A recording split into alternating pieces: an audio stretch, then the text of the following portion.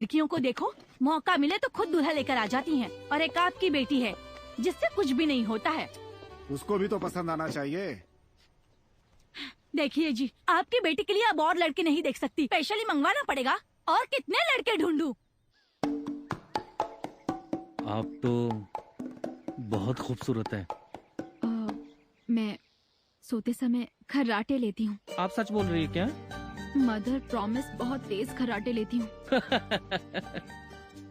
खराटे? ज्यादा तेज नहीं, थोड़ा लाइटली,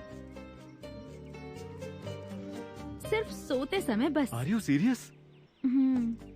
आपको कोई दिक्कत तो नहीं? मम्मी।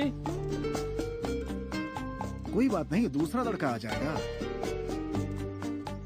इस लड़के की उम्र थोड़ी ज्यादा लग रही है। कोई बात नहीं, कोई दूसरा मिल जाएगा। Hello hello hello hello wife. जब कोई लड़की देखने आता है तो उसके पसंद नापसंद के बारे में पूछते हैं। खर्राटे लेती हूँ ये कौन बताता है? ऐसा तो मैंने आज तक कभी नहीं सुना। अरे छोड़ो, जाने दो। जैसे मेरे जैसा बेवकूफ तुम्हें मिल गया, वैसे कोई मेरी बेटी को भी मिल जाएगा। शांति बनाए रखो।